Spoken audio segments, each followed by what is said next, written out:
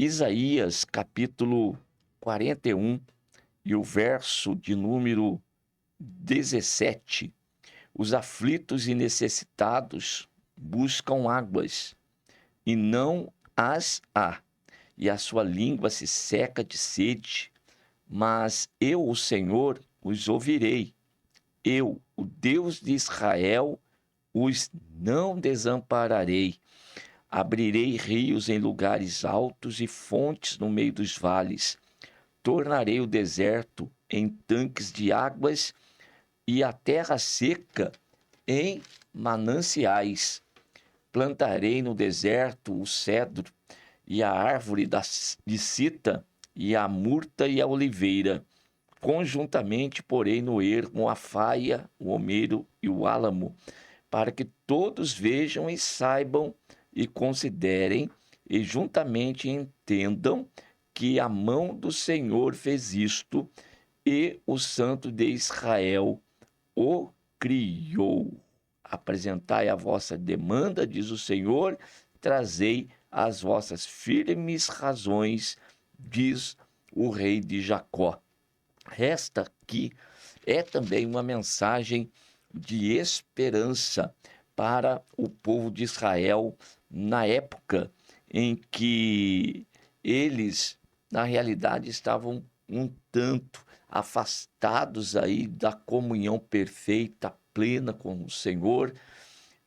O coração não estava muito inteiro com Deus. E aqui o Senhor, ele, através do profeta Isaías, ele já anuncia também aí a correção, o juízo sobre o povo de Israel. Todavia, ele deixa sempre a esperança, aquela luzinha de esperança dentro do coração e promete esta mudança. E é exatamente isso que nós estamos lendo aqui, uma mudança radical que o Senhor promete fazer. Olha só o verso 17. Aflitos e necessitados buscam águas e não as há, e a sua língua se seca de sede. Mas eu, o Senhor, os ouvirei, e o Deus de Israel os não desampararei. O texto está falando de necessitados, de sedentos, e isso aqui, irmãos, está voltado para a situação espiritual em que o homem se encontra, posto que a água natural todos têm aí à disposição. Nós podemos até lembrar aqui da mulher samaritana, em que Jesus estava conversando com ela, e Jesus pede, no início da sua conversa com essa mulher, pede água. E a mulher, ela é até estranha a fala de Jesus com ela, posto que ela era uma mulher samaritana, e pede para ela, Jesus sendo judeu, pedindo para ela água. E Jesus então, isso é João capítulo 4, verso 10, e respondeu Jesus e ele disse: se tu conheceres o dom de Deus e quem é o que te diz, dá-me de beber, tu lhe pedirias e ele lhe daria água viva. Aquela mulher tem a sua visão voltada para o natural, para a água física também. E, Senhor, tu não tens com que atirar, o poço é fundo, onde pois tens a água viva? És tu maior do que o Jacó, nosso pai, que nos deu ele próprio o poço, bebendo ele também do próprio poço, seus filhos e seu gado. Então Jesus, na continuidade da conversa, vai dizer: qualquer que beber dessa água, ou seja, da água física, voltará a ter sede.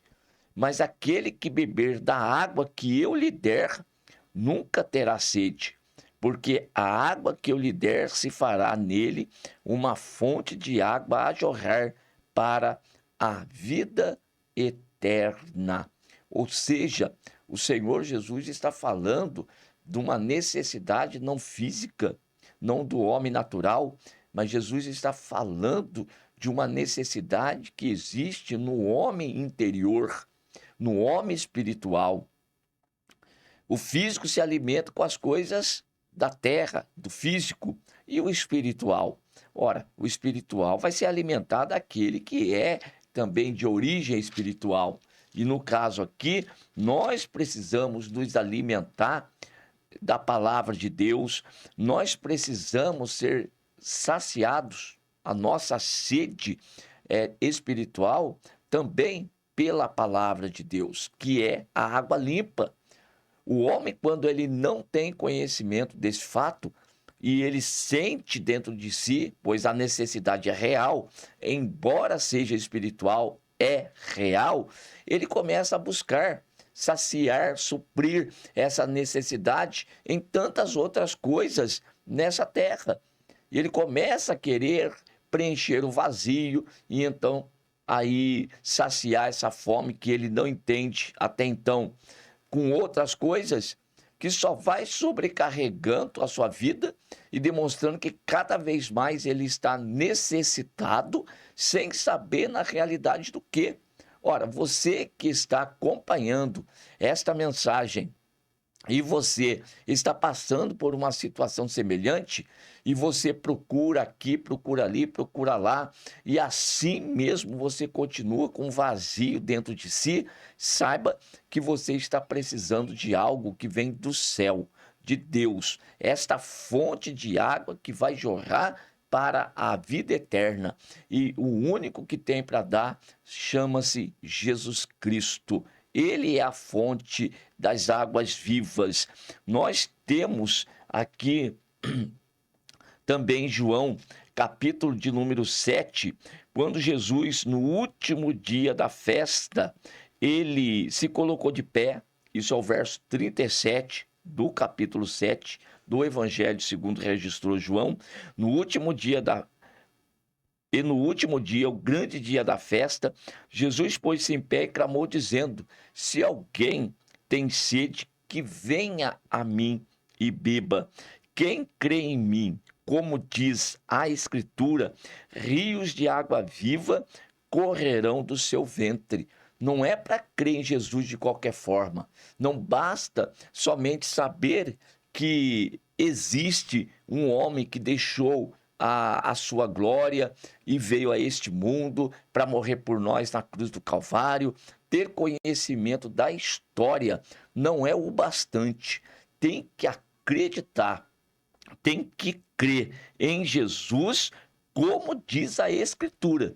E o que é que a Escritura diz? O que é que eu preciso saber da Escritura para ter uma crença verdadeira, uma fé genuína, uma fé que opere em mim a salvação, que realmente venha suprir essa necessidade espiritual da qual eu nem sabia que eu tinha?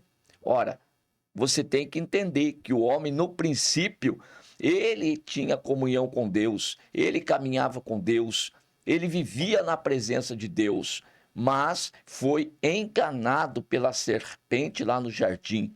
E a partir daí o pecado entrou no mundo, e com o pecado entrou a morte, e a morte passou a todos os homens, e por isso que todos pecaram. Isso é Romanos 5,12. E a partir daí o homem se encontra num estado de morte espiritual, caminhando a esmo, sem saber para onde ir. E nesse sentido, sem saber para onde ir, está caminhando para a morte eterna. Mas Deus, que é misericordioso e não criou o homem para a perdição eterna, Deus enviou aqui seu Filho Jesus para resgatar o homem dessas trevas, dessa condição de vida pecaminosa, e resgatar o homem e trazê-lo novamente para a luz, para a presença de Deus, de onde ele havia saído. Jesus, então, é o caminho, a verdade, a vida, é a reconciliação com Deus. Jesus, ele é quem pode saciar essa nossa sede, essa nossa fome, em que muitas vezes o homem busca em tantos lugares e não encontra, sempre permanece com um vazio dentro de si. Sempre quando está sozinho, percebe o quanto ele está aí ausente de alguém, alguém que é maior, superior a ele. Ele não entende isso. Por quê? Porque o entendimento está cegado, está entenebrecido. A serpente cegou, porque não quer que o homem entenda a importância da salvação e que o único que pode salvar é Cristo, e isso por meio da fé. Não vem de nós, é dom de Deus, conforme Paulo escreve em Efésios capítulo 2. E aí a serpente, o diabo, trabalha contra e começa a apresentar aí os seus presentes para o homem, pensando que vai saciar, como ele fez com Eva lá no jardim. Não, você pode comer da árvore, sim, porque certamente você não vai morrer. O dia que você comer, você vai ser igual a Deus. Você vai passar a saber o bem e o mal. E tudo isso, então, começou a ficar interessante para a mulher. E ela esqueceu-se da palavra que Deus havia dito: vocês certamente morrerão. Mas preferiu dar ouvido à serpente em detrimento à palavra de Deus. A consequência foi terrível. O homem hoje começa a mesma coisa, a desprezar a escritura, a desprezar o evangelho, porque o diabo fica soprando no ouvido. Você não tem que ficar dando ouvido a pregador, você não precisa ficar dando ouvido para pastor, você não precisa para sentir a presença de Deus, para ter comunhão com Deus, você não precisa estar numa igreja reunidos ou reunido com irmãos. Não, você pode adorar a Deus em casa. Isso cai na conversa dele. Fica dando ouvido para a serpente. Enquanto isso, a tua alma está sedenta, a tua alma está querendo Deus, desejando Deus, e você está longe da fonte das águas vivas e de uma água que não é física, é espiritual, que vai saciar. E daí, longe dessa fonte, o diabo está ofertando para você os frutos da árvore da qual Deus proibira. E hoje está aí o que o diabo tem oferecido: as drogas, tem oferecido prostituição, tem oferecido aí tanta desvio do homem, da sua moral. Pois é, o homem cada vez mais está se afundando nessa sociedade pecaminosa. E tudo que é errado hoje estão ensinando que é certo. E de tanto falar, as pessoas estão acreditando. O que é certo? O certo está aqui, ó, na palavra de Deus. Ainda continua sendo, a Bíblia continua sendo a palavra de Deus. E é por meio da pregação desta palavra que nós vamos alcançar fé. E alcançando fé, então seremos salvos. E sendo salvos, então a nossa alma vai ser saciada. Voltando o texto, então, para Isaías, quando o Senhor Deus disse, no verso 18, abrirei rios em lugares altos e fontes no meio dos vales.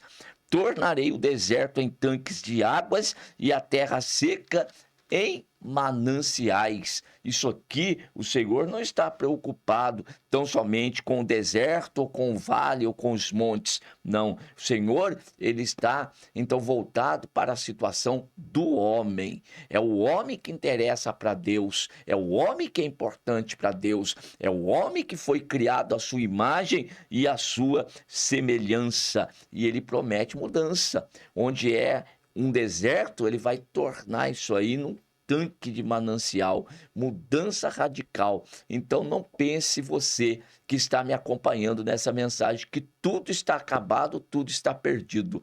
Ainda há esperança para a árvore cortada, que tendo a sua raiz no chão, aqui fora parece que está destruída.